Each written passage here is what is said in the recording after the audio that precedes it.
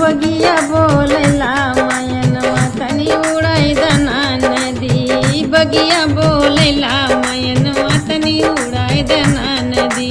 हे उड़ाई दना नदी, हे उड़ाई दना नदी। बगिया बोलेला मयनवा तनी उड़ाई दना नदी।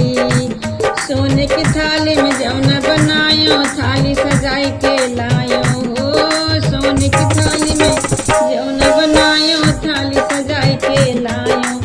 कल के भूखा मोरे बलमुआ, कल के भूखल मोर बलमुआ तनी जेवाई दना नदी।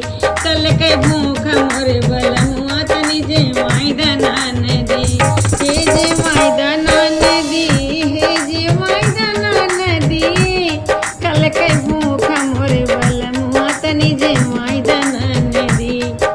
बगिया बोलेला मयनवा तनी उड़ाई दना नदी। हे उड़ाई दना नदी, हे उड़ाई दना नदी।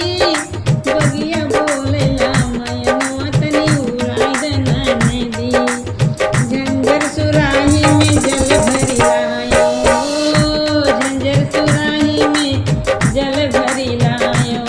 कल के प्यासा मोरे बलमुआ, कल के प्यासा मोरे बलमुआ तनी घोटाई दना नदी। कल के प्यासा मोरे बलमुआ तनी घोटाई दना नदी। हे घोटाई दना नदी, हे घोटाई दना नदी। कल के प्यासा मोरे बलमुआ तनी घोटाई दना नदी। बगिया बोलेला मयनवा तनी उड़ाई दना नदी। तो बगिया बोलेला मयनवा तनी उड़ाई दना नदी। हे उड़ाई दना नदी, हे उड़ाई दना नदी। बगिया बोलेला मयनवा